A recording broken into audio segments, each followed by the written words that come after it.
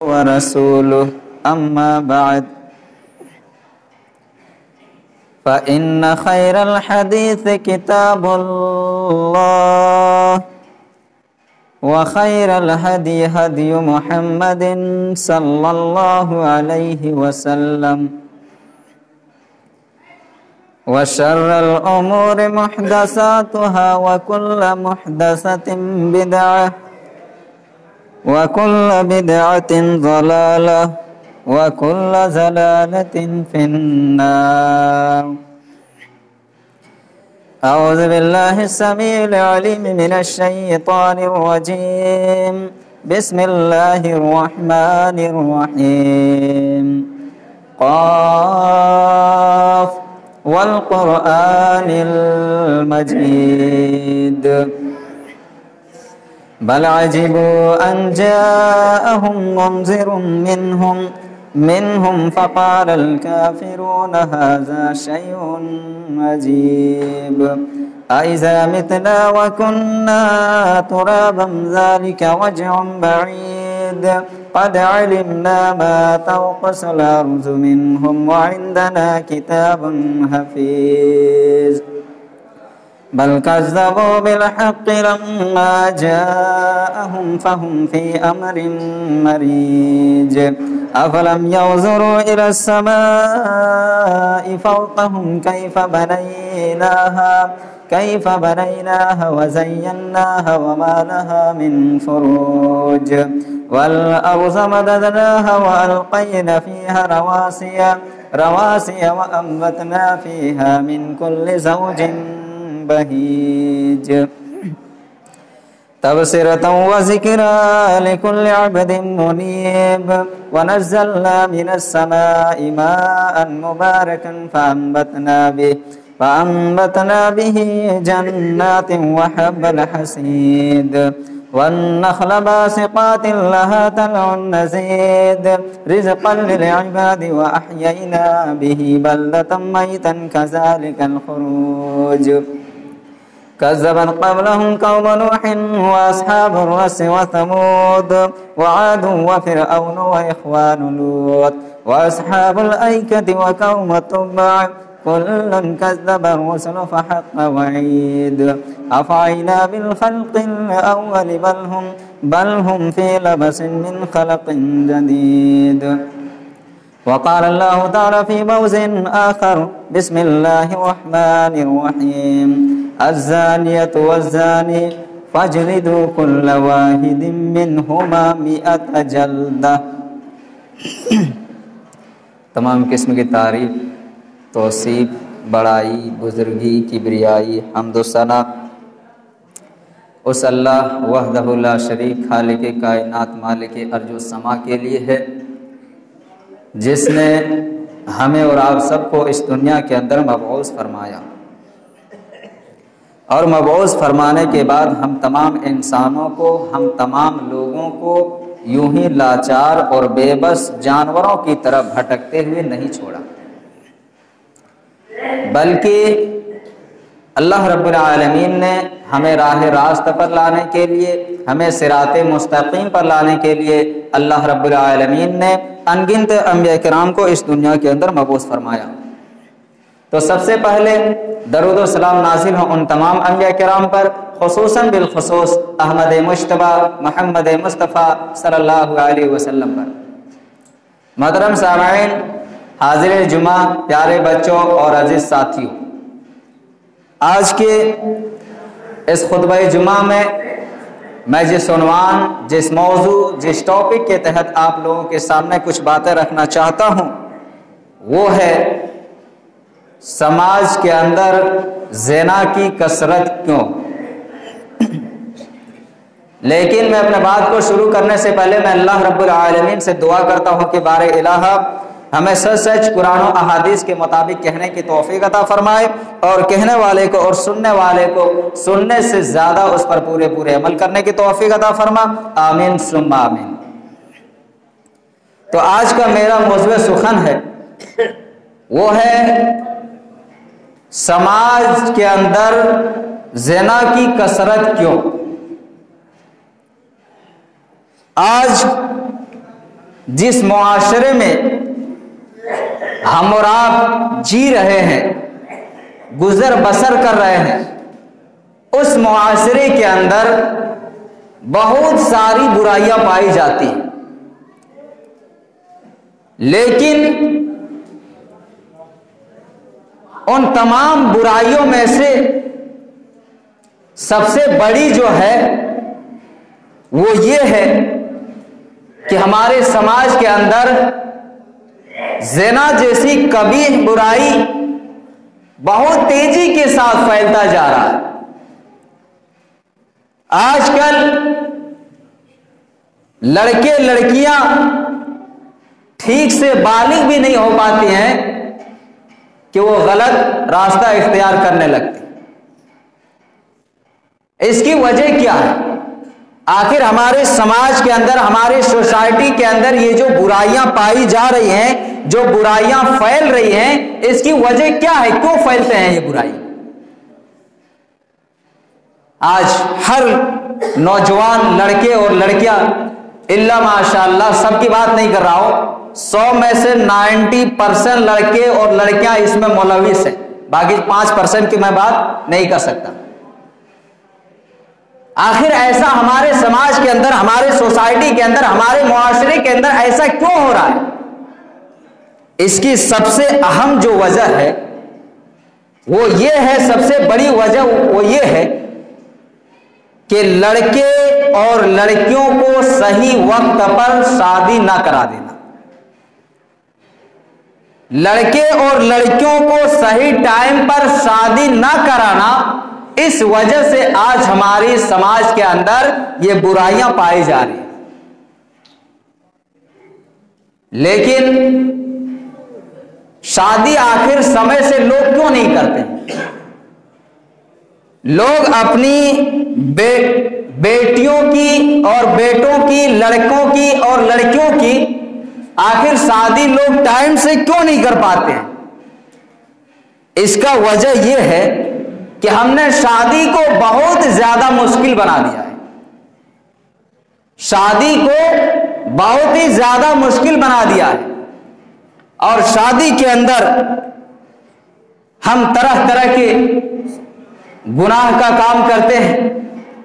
शादियों में हम और आप 100, 150, 200 लोग बारात जाते हैं, हालांकि इसका सबूत ना कुरान से है और ना अहादीस से है, इसका सबूत कहीं है ही नहीं, लेकिन हम और आप 100, 150 से कम में बारात नहीं जाते। हर बेटी के बाप बेटों के बाप से पनाह मांगते कि भाई साहब उतनी बाराती आप मत लाइए, हमारे अंदर उतनी ताकत नहीं है। लेकिन उसके बावजूद बेटे के बाप कुछ समझना नहीं चाहते और 100, 150, 200 लोग बारात जाते हैं, हालांकि इसका सबूत कहीं नहीं है। अल्लाह के नबी सल्लल्लाहु अलैहि वसल्लम फरमाते हैं, शादी को इतना आसान कर दो, इतना आसान कर दो कि ज़िनाकारी मुश्किल हो जाए। अगर आप किसी से अपनी मुरादें पूरी करने के लिए, अपनी ख्वाहिश पूरी करने के लिए अगर आप किसी से कहेंगे तो उसके पीछे आपको बहुत ज्यादा खर्च करना होगा, उसके पीछे आपको बहुत ज्यादा खर्च करना होगा। मॉडर्न दौर है भाई, हम लोग भी अभी जवान हैं, बूढ़े लोग तो अपनी जिंदगी पार कर चुके हैं, लेकिन मैं आप लोगों को मैं ये बात बता देना मुनासिब समझता हूं कि आजकल के नौजवान अगर किसी से बात करते हैं, सेटिंग किसी की है, मैं खुले अल्फाज में कह रहा हूं समझने में, ताकि आप लोगों को परेशानी ना हो। अगर किसी को किसी से सेटिंग है तो उसको अपनी बात मनवाने के लिए कितने तरह के उसके, सबसे पहले नैन मटका, एक दूसरे को देखो, हंसना, बातें करना, और फिर मोबाइल फोन खरीद देना, उस पर 150 प्रति महीना रिचार्ज करना, क्योंकि रिचार्ज के बगैर आजकल फोन भी नहीं आता, उस पर 150 रुपए कम से कम प्रति माह रिचार्ज कराना। कितने अखराजात हैं, कितने खर्च है। अल्लाह के नबी सल्लल्लाहु अलैहि वसल्लम फरमाते हैं शादी को इतना आसान कर दो, इतना आसान कर दो कि ज़नाकारी मुश्किल हो जाए। आज लड़कियों का जिस्म 100, 150, 200 रुपए में आसानी के साथ मिल जाते हैं। ज्यादा दूर जाने की जरूरत नहीं है, यहीं आप बंगाल दुर्गापुर चले जाइए, आपको बखूबी मालूम हो जाएगा कि लड़कियों का जिस्म कितने सस्ते में आजकल मिल रहा है। 100, 150 और 200 रुपए में लड़कियों का जिस्म आसानी के साथ मिल जाता है। अल्लाह के नबी सल्लल्लाहु अलैहि वसल्लम फरमाते हैं शादी को इतना आसान कर दो, इतना आसान कर दो कि ज़िनाकारी मुश्किल हो जाए। यानी एक शादी के अंदर 100, 150, 200 और 500 रुपए भी खर्च ना होने पाए। एक शादी के अंदर 100, 150, 200, 500 रुपए भी खर्च ना होने पाए, उतना आसान कर दो शादी को। लेकिन आज हमने और आपने मिल करके शादी को इतना मुश्किल बना दिया है कि लड़के और लड़कियां मजबूर हैं ये गलत काम करने को, मजबूर हैं ये गलत काम करने को। और बेचारे गरीब लड़की का बाप एक दूसरे के सामने हाथ फैलाने पर मजबूर हो जाता है। अभी यहां ये रखा हुआ है कागज बंदर चुआ के, अभी आए हैं लड़की की शादी लगाए, कागज रखा हुआ है। लानत हो ऐसे समाज पर कि अगर किसी के घर में बेटी पैदा हो और बेटी के पैदाइश से बाप को भीख मांगने पर मजबूर कर दे, बाप को दर दर की ठोकरें खाने पर मजबूर कर दे, बाप को एक दूसरे के सामने हाथ फैलाने पर मजबूर कर दे। इसके जिम्मेदार कौन है भाई साहब? इसके जिम्मेदार कौन है? इसके जिम्मेदार खुद हम और आप हैं। इसके जिम्मेदार खुद हम और आप हैं कि अगर हमने और आपने जहेज जैसी इस कबीह बुराई को जन्म ना देते, अगर हमने और आपने इस जहेज जैसी बुराई को अपने समाज से, अपनी सोसाइटी से, अपने मुआशरे से अगर खत्म करने की कोशिश करते तो ये बुराइयां ही नहीं फैलती, ये बुराइयां ही नहीं फैलती। अगर किसी को किसी से पसंद है, भाई डायरेक्ट निकाह का पैगाम भेज दीजिए, हम आपकी बेटी से शादी करना चाहते हैं, आप अगर राजी हैं तो शादी करा दीजिए, क्या जरूरत है उतने झोल झाल करने की। लेकिन नहीं, शादी को हमने इतना मुश्किल बना दिया है कि गरीब घराने की लड़कियां मजबूर हैं ये काम करने को। इसके जिम्मेदार सिर्फ हम और आप हैं। बुखारी शरीफ की रिवायत है, अल्लाह के नबी सल्लल्लाहु अलैहि वसल्लम के पास एक औरत आती है, कहने लगी अल्लाह के नबी सल्लल्लाहु अलैहि वसल्लम मैं अपने आपको हिबा कर रही हूं, अल्लाह के नबी मैं आपसे निकाह करना चाहती हूं। बुखारी के अल्फाज हैं फसकत रसूलुल्लाह, अल्लाह के नबी सल्लल्लाहु अलैहि वसल्लम खामोश हो गई। वो औरत दूसरी मर्तबा कहती है अल्लाह के नबी सल्लल्लाहु अलैहि वसल्लम मैं आपसे शादी करना चाहती हूं। अल्लाह के नबी सल्लल्लाहु अलैहि वसल्लम दोबारा खामोश हो गई। वो औरत तीसरी मर्तबा कहती है कि अल्लाह के नबी सल्लल्लाहु अलैहि वसल्लम मैं आपसे निकाह करना चाहती हूं, मैं आपसे शादी करना चाहती हूं। अल्लाह के नबी सल्लल्लाहु अलैहि वसल्लम तीसरी मर्तबा भी खामोश हो गए। बगल में एक सहाबी बैठे थे, उठे खड़े हो गए, कहने लगे अल्लाह के नबी सल्लल्लाहु अलैहि वसल्लम अगर आप इस औरत के साथ शादी नहीं करना चाहते हैं, अगर आप इससे निकाह नहीं करना चाहते हैं तो आप इनका निकाह मेरे साथ कर दीजिए। अल्लाह के नबी सल्लल्लाहु अलैहि वसल्लम उस औरत से कहते हैं कि औरत मैं तो शादी नहीं कर सकता, लिहाजा अगर तुम इस नौजवान से शादी करना चाहते हो तो एक नजर देख लो। कहा ठीक है अल्लाह के नबी सल्लल्लाहु अलैहि वसल्लम मैं निकाह तो आपसे करना चाहती थी, लेकिन अगर आप नहीं करना चाहते हैं तो फिर आप इनके साथ मेरा निकाह कर दीजिए, मुझे तो अपना घर बसाना है। अल्लाह के नबी सल्लल्लाहु अलैहि वसल्लम ने उस शख्स से, उस सहाबी रसूल से, उस नौजवान से सवाल किया हल इंदका शैउन, तेरे पास कोई चीज है कि नहीं? हल इंदका शैउन, तेरे पास कोई चीज है कि नहीं? अपनी बीवी को मेहर में क्या दोगे? आखिर कुछ है कि नहीं? आज हमारे और आपके यहां अगर किसी का रिश्ता तय होता है तो लड़के वाले लड़की वालों से सवाल करते हैं कि हमारे बेटे को क्या दोगे? जहेज देने के लिए कुछ है कि नहीं? कितना पैसा दोगे? 4 व्हीलर दे रहे हो कि नहीं? फ्रिज पलंग ये सब दे रहे हो कि नहीं दे रहे हो? और यहां अल्लाह के नबी सल्लल्लाहु अलैहि वसल्लम किससे सवाल कर रहे हैं? लड़की से सवाल नहीं कर रहे हैं कि अपने शौहर होने वाले शौहर को कितना दोगे, बल्कि अल्लाह के नबी सल्लल्लाहु अलैहि वसल्लम को सहाबी रसूल से सवाल कर रहे हैं, हल इंदका शैउन, तेरे पास कुछ है कि नहीं, अपनी बीवी को महर में क्या दोगे? उस सहाबी रसूल ने कहा कि मा इंदी शैउन, मेरे पास कोई चीज नहीं है। मा इंदी शैउन, हमारे पास कोई चीज नहीं है। अल्लाह के नबी सल्लल्लाहु अलैहि वसल्लम ने कहा कि तुम्हारे पास कुछ भी नहीं है? यार जब कुछ नहीं है तो फिर निकाह करना चाहते हो, कुछ भी नहीं है? कहा नहीं, कुछ नहीं है। अल्लाह के नबी सल्लल्लाहु अलैहि वसल्लम ने कहा कि इल्तमिस, जाओ तलाश करो, जाओ घर जाकर के तलाश करो। इल्तमिस खातिमम मिनल हदीद, अगरचे लोहे की अंगूठी भी मिल जाए उसी को ले आओ, अगरचे लोहे की अंगूठी मिल जाए उसी को ले आओ, ताकि तुम अपनी बीवी को महर दे दोगे। इसे क्या पता चलता? महर देना हर हाल में। अभी ये हदीस बता करके मैं बताऊंगा महर के बारे में। तो अल्लाह के नबी सल्लल्लाहु अलैहि वसल्लम ने कहा कि अगरचे लोहे की अंगूठी भी क्यों ना हो उसी को ले आओ। वो नौजवान गया, तलाश किया, काफी तलाश करने के बाद अल्लाह के नबी सल्लल्लाहु अलैहि वसल्लम के पास वापस आते हैं, कहने लगे अल्लाह के नबी सल्लल्लाहु अलैहि वसल्लम मा वजदतु खातिमम मिनल हदीद, अल्लाह के नबी लोहे की अंगूठी भी नहीं मिली। कहा लोहे की अंगूठी कुछ भी नहीं है?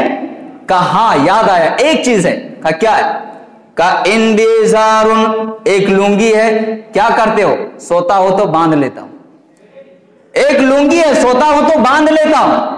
कहा अपनी बीवी को महर दे दोगे? कहा आधा फाड़ करके दे सकता हूं, पूरा नहीं दे सकता।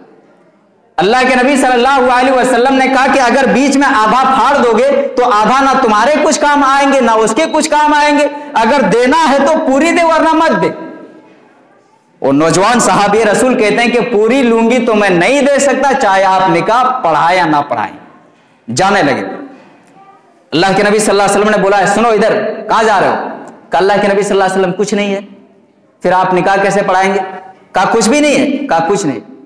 अल्लाह के नबी सल्लल्लाहु अलैहि वसल्लम फरमाते हैं कि अच्छा बताओ तुम्हें कितनी सूरतें याद हैं? सहाबी रसूल खड़े हो गए, कहने लगे अल्लाह के नबी सल्लल्लाहु अलैहि वसल्लम आप फिर से पूछे, क्या पूछ रहे हैं? कहा अच्छा ये बताओ तुम्हें कितनी सूरतें याद हैं?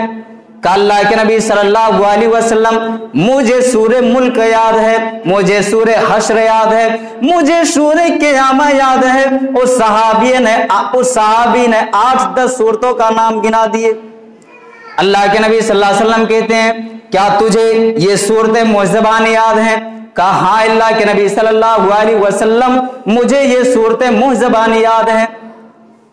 अल्लाह के नबी सल्लल्लाहु अलैहि वसल्लम कहते हैं तुम्हें इतनी सूरतें मुअज़्ज़बानी याद होने के बावजूद भी कहते हो मा इंदी शैउन, मेरे पास कुछ भी नहीं है। वह औरत से अल्लाह के नबी सल्लल्लाहु अलैहि वसल्लम पूछते ए औरत क्या तुम्हें भी ये सूरतें याद हैं? कहा नहीं।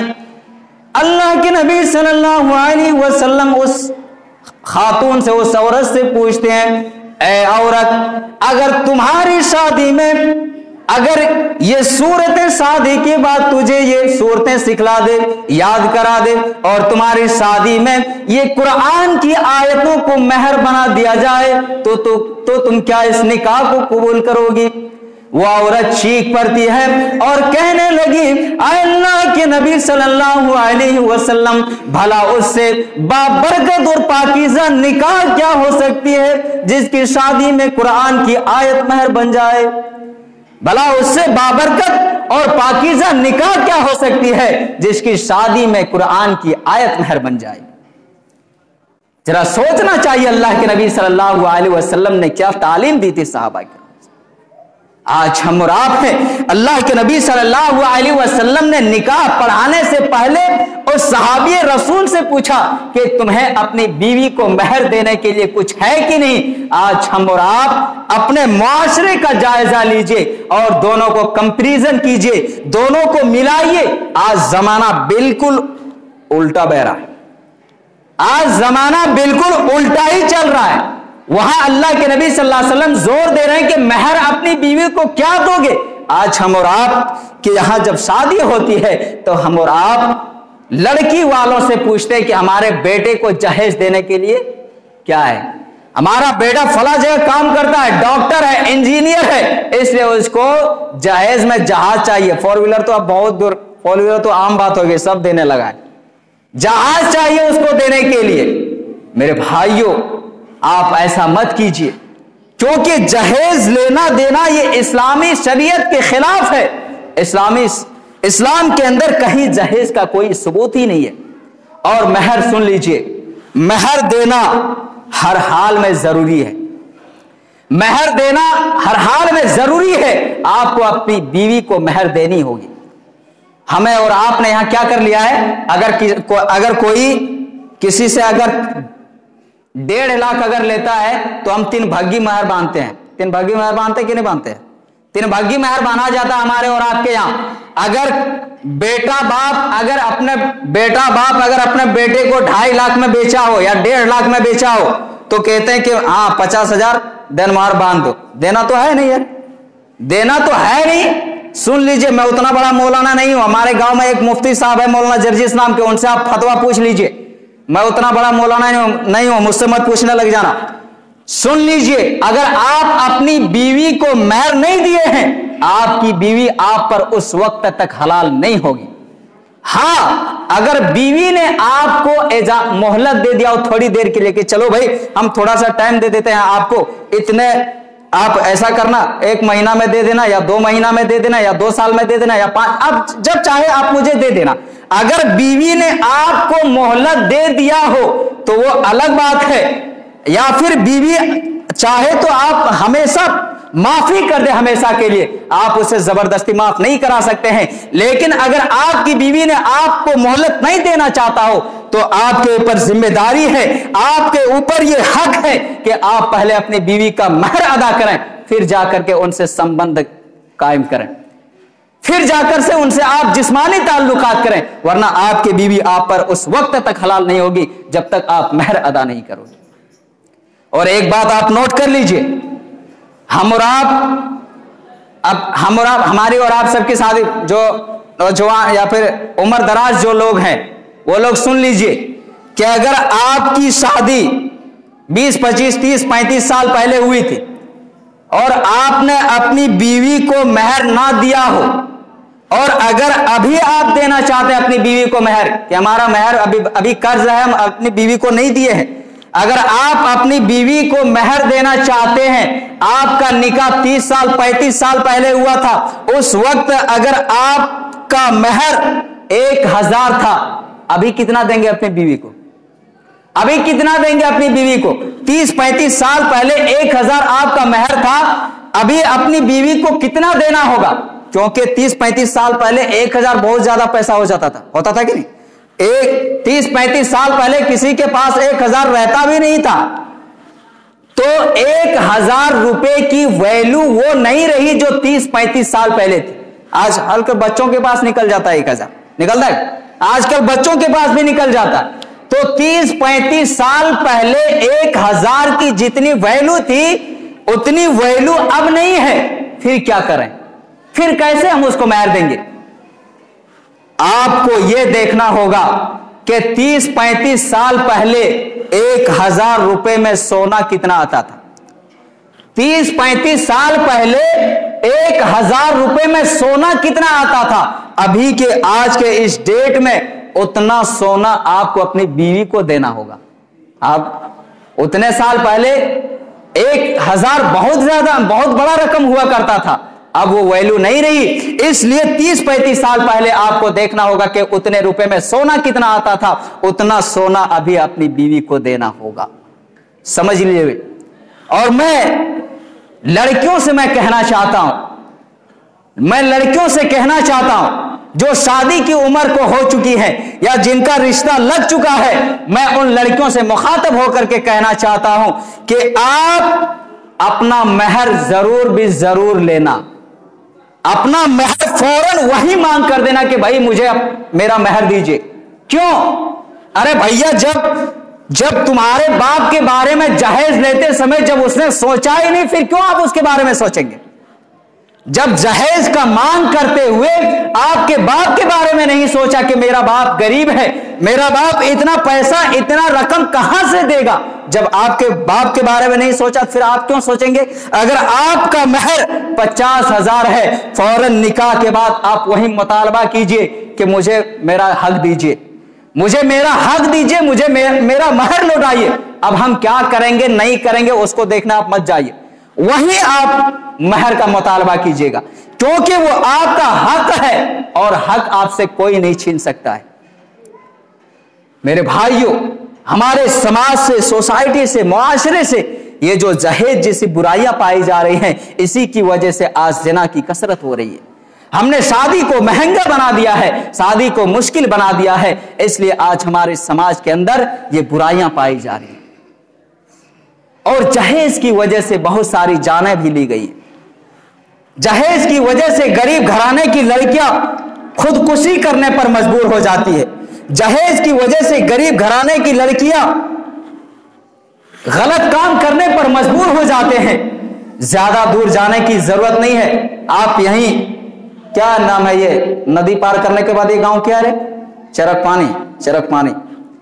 आप यहीं चरक पानी ही का आप जायजा ले लीजिए। जो गरीब बाप अपनी लड़की का जहेज का इंतजाम ना कर सका, जहेज का डिमांड पूरा ना कर सका, और उस बेचारे ने अपनी लड़की की शादी कहां? राजस्थान में करा दिया। उन्होंने अपनी लड़की की शादी राजस्थान के अंदर करा दिया। अब राजस्थान से फोन आता है, बेटी फोन करते हैं कि हमारे साथ यहां बहुत बुरा सलूक किया जा रहा है, हमारे साथ अच्छा बर्ताव नहीं किया जा रहा है। बेचारा बाप यहां से टिकट बुक करा करके कर्ज लेकर के अपनी बेटी से मिलने जाते हैं। वहां जाकर के वो बेचारा वीडियो बनाते हैं। वीडियो में वहां के लोग बहुत तरह तरह की धमकियां उनको दिए हैं, बहुत तरह तरह की धमकियां भी उनको दिए हैं। और दूसरे ही दिन उस शख्स की लाश का फोटो सोशल मीडिया में वायरल हो जाता है। उस शख्स का सोशल मीडिया में उस शख्स का फोटो वायरल हो जाता है। इसके जिम्मेदार कौन है मेरे भाइयों? इसके जिम्मेदार कौन है? अगर हमने और आपने इस जहेज जैसी बुराई को खत्म किए होते, अगर हमने और आपने अपने बेटे की शादी में अगर जहेज का मुतालबा ना किए होते, तो वो गरीब बाप अपनी बेटी को राजस्थान में देने के लिए मजबूर ना होता, अपनी बेटी को राजस्थान में देने के लिए मजबूर ना होता। आज हर गरीब घराने की लड़कियां बेचारे बाप भीख मांगने पर मजबूर हो जाते हैं, दूसरों के सामने हाथ फैलाने पर मजबूर हो जाते हैं। कई झारखंड की लड़कियां, हमारे जामताड़ा जिले की लड़कियां, आज कोई गुजरात में है, कोई राजस्थान में है, कोई कश्मीर में है। पिछले साल में ही यहाँ खरबनवा में पढ़ाता था, वहां में 1-2 लोगों का निकाह पढ़ाया जो राजस्थान के थे, कोई कश्मीर के थे। खुद में यहां आने से पहले मैं गुजरात में पढ़ाता था, कुछ दिन वहां भी पढ़ाया हूं। वहां मैंने गया पता लगाया कि हमारे कई झारखंड की लड़कियां, खुद हमारे गांव की लड़कियां वहां गुजरात के अंदर रहती हैं। किस लिए? क्योंकि उन लोगों के पास उतना रकम, उतना दिरहमो दिनार नहीं है, उतने पैसे नहीं है कि वो अपनी बेटी की शादी इधर करा सके, अपनी बेटी की शादी इधर लोकल एरिया में करा सके। और यही नहीं, अहमदाबाद की अगले साल, पिछले साल आयशा नाम की लड़की जो अहमदाबाद गुजरात की, जो साबरमती नदी में कूद करके छलांग लगा करके जान दे दी थी। किस लिए? क्योंकि उसके घर वालों ने उन्हें आजकल जहेज अगर कोई शख्स ना लेता है तो बेटी के बाप भी घबराते हैं कि कहीं शादी के बाद हमारी बेटी को लोग ताना ना देने लगे। आजकल अगर बसा औकात कोई मांग नहीं करता है, लेकिन फिर भी लड़की के बाप, बेटी के बाप उसको देते हैं। किस लिए? मजबूरन देते हैं, ताकि कहीं ऐसा ना हो कि हमारी बेटी को, मेरी बेटी को शादी के बाद उसके ससुराल वाले कहीं तंग ना करने लगे, कहीं परेशान ना करने लगे। इस वजह से मजबूरन देते हैं, मजबूरन देते हैं। और इसीलिए लोग देते हैं। आप मत समझिए कि आप इसने हमें ये खुशी से दिया है, हमें ये खुशी से दिया है, ऐसा आप मत समझिए। आपको मजबूरन दिया जाता है, आपको मजबूरन दिया जाता है। उसी तरह का एक वाकया यहीं अहमदाबाद गुजरात का, आयशा नाम की लड़की जो बगैर जहेज के शादी किए थे, लेकिन शादी के बाद उनके घर वालों ने उन्हें तरह तरह से सताने की कोशिश की, तरह तरह से परेशान करने की कोशिश की, और वही बेचारी लड़की मरने से पहले उन्होंने एक वीडियो बनाया कि हमारे घर वाले मुझे बहुत परेशान कर रहे थे, मुझे तरह तरह की तकलीफें दिया करते थे, लेकिन मुझे किसी से शिकायत नहीं है। मुझे शिकायत है तो मैं अपनी किस्मत से मुझे शिकायत है, मैं अल्लाह रब्बुल आलमीन से मैं शिकायत करूंगी। मैं जानता हूं कि खुदकुशी करना हराम है, लेकिन मैं ये जानते हुए मैं खुदकुशी करने जा रहा हूं। मैं इस नदी में मैं छलांग लगाऊंगी और मैं इस नदी में कूद करके अपनी जान दे दूंगी, और मैं अल्लाह रब्बुल आलमीन से दुआ करूंगी कि अल्लाह मरने के बाद कभी मुझे दोबारा इंसान का शकल मत दिखाना।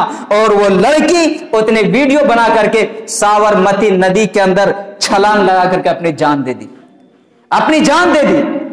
किस लिए? जिम्मेदार कौन है मेरे भाइयों? जिम्मेदार हम और आप हैं, जिम्मेदार हम और आप हैं। अगर हमने और आपने जहेज का डिमांड ना किए होते तो आज गरीब घराने की लड़कियां कुंवारी बैठी ना रहती। आज गरीब घराने की लड़कियां 15 साल 20 साल के हो चुके हैं, लेकिन शादी नहीं हो पा रही है। किस लिए? क्योंकि बाप गरीब है, बाप गरीब है। आज अगर किसी के घर में बेटी पैदा होती है तो वो जब से पैदा होती है उसी वक्त से एक गरीब बाप उसके जुगाड़ में लग जाते हैं, एक गरीब बाप उसके जुगाड़ करने में लग जाते हैं कि जब हमारी बेटी की शादी होगी तो हमें जहेज भी देना होगा। इसलिए वो बाप उसी वक्त से वो इंतजाम करने लगते हैं और तैयारी करने लगते हैं। मेरे भाइयों, आजकल नौजवान, हमारे और आपके यहां नौजवान इतने उम्र के हो चुके हैं लेकिन शादी नहीं हो रही है, शादी नहीं कर रहे। क्या बात है भाई, शादी क्यों नहीं कर रहे? अभी पैरों पर खड़े नहीं हुए, अभी हम कमा नहीं रहे हैं, खुद कमाने धमाने का ठिकाना नहीं है, तो फिर अपनी बीवी बच्चों को क्या खिलाएंगे? आज हम और आप ये सोचते हैं, आज हम और आप ये सोचते हैं। मुस्नद अहमद की रिवायत है, अल्लाह के नबी सल्लल्लाहु अलैहि वसल्लम के पास एक नौजवान आया, एक शख्स आया, कहने लगे अल्लाह के नबी सल्लल्लाहु अलैहि वसल्लम मेरे लिए कोई काम तलाश दीजिए, क्योंकि मैं एक टाइम का खाता हूं, दूसरे टाइम भूखा रहना पड़ता है, कभी खाता हूं कभी भूखा रहता हूं। अल्लाह के नबी सल्लल्लाहु अलैहि वसल्लम मेरे लिए कोई काम तलाश कर दीजिए। अल्लाह के नबी सल्लल्लाहु अलैहि वसल्लम ने कहा कि तुम्हारी शादी हुई? कहा नहीं, शादी नहीं हुई। अल्लाह के नबी सल्लल्लाहु अलैहि वसल्लम ने कहा कि जाओ तुम शादी कर लो, जाओ शादी कर लो। वो नौजवान गया और शादी कर लिया।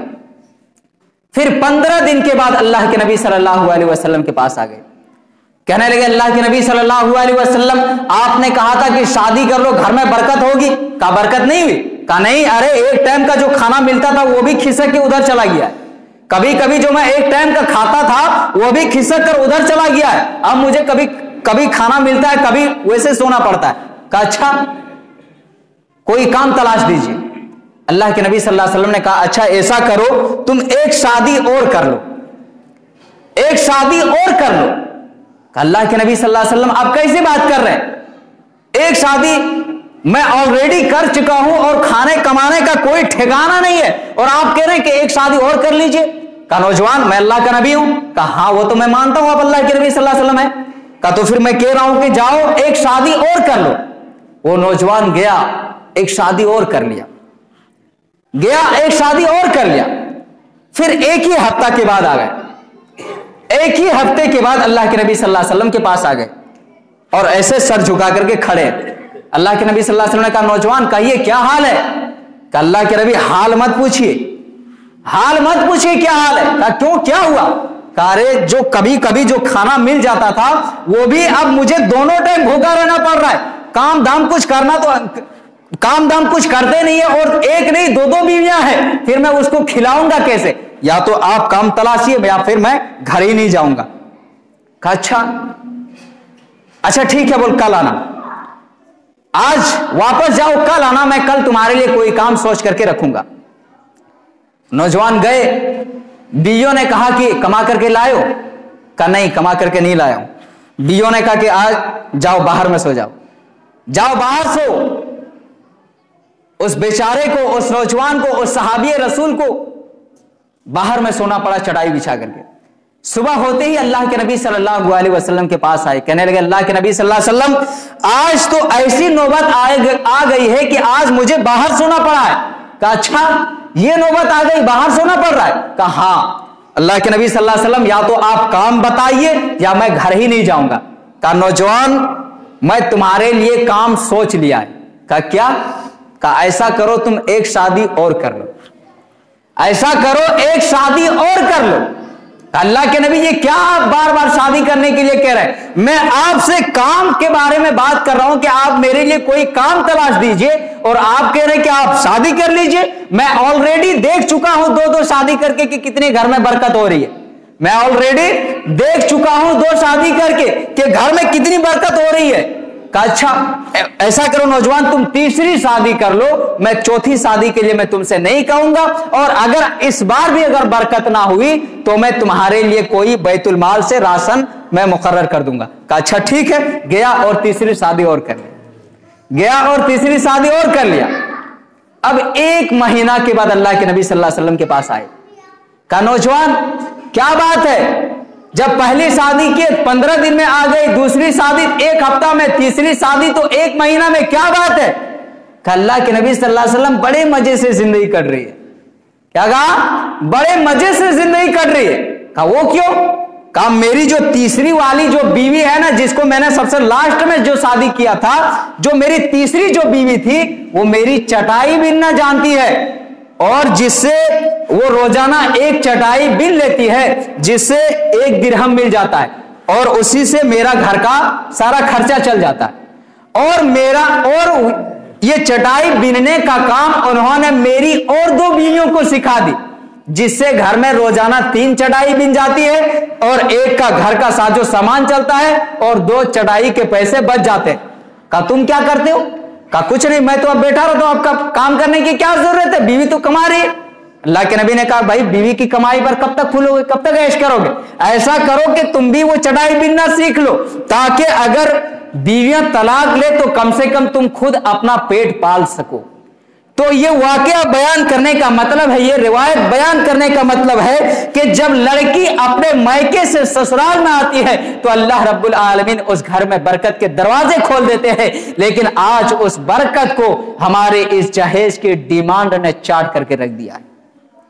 आज उस घर में आज उस बरकत को जहेज की मांग ने चाट करके खत्म कर दिया है। अगर हमने और आपने अगर जहेज जैसी इस चीज को खत्म करने की कोशिश करते तो जरूर हमारे घरों में बरकत होते। लिहाजा ये जहेज की ये बहुत तेजी के साथ बढ़ रहा है, बहुत तेजी के साथ फैल रहा है। हम और आप दुआ करें और जहां तक हो सके हम अपने बेटों की शादी में जहेज को न लेने की कोशिश करें। ये 2-4 महीना 5-6 महीना पहले नारायणपुर में एक मीटिंग हुआ था कि जहेज के ताल्लुक से कोई मुहिम चलाया जाएगा, कोई मीटिंग रखी जाएगी और जहेज पर पाबंदी लगाया जाएगा। उन लोगों ने कोशिश तो अच्छी की थी लेकिन बंद कर दिया, लेकिन या फिर पता नहीं कहां तक वो लोग कोशिश कर रहे हैं, नहीं कर रहे हैं। लेकिन जो लोग कोशिश कर रहे हैं उनके लिए हमें दुआ करनी चाहिए कि अल्लाह जो इन कामों में जो लोग इन कामों में मेहनत कर रहे हैं, कोशिश कर रहे हैं, अल्लाह तो उनकी कोशिशों को कामयाब कर, अल्लाह तो उनकी कोशिशों को कामयाब करें। और जहां तक हो सके हम अपने बेटों को, अपने बच्चों को, अपने खानदान वालों को जहेज लेने से रोकें, क्योंकि ये बहुत ही बुरी चीज है। और जहेज की वजह से कई गरीब घराने की लड़कियां खुदकुशी करने पर, जान दे देने पर मजबूर हो जाती है। आखिर में अल्लाह रब्बुल आलमीन से दुआ है कि हम तमाम मुसलमानों को इस जहेज जैसी मुहलिक बीमारियों से बचाए, इस जहेज जैसी कबीह बुराइयों से बचाए। हम तमाम मुसलमानों को जहेज लेने से बचाए और हम तमाम मुसलमानों को 5 वक्त पक्के सच्चे नमाज का पाबंद बनाए। इस दुनिया में जो मुसलमान परेशान हाल है उनकी परेशानी को दूर अता फरमाए, जो बीमार है उन्हें शिफाए कामिल आजिल अता फरमा, और जो कर्जदार है उनकी कर्ज की अदायगी अता फरमा, और जब हमारा खात्मा हो तो ईमान की हालत में हो। आमीन। वमा अलैना इल्लल बलाग। वस्सलामु अलैकुम व रहमतुल्लाहि व बरकातुहू।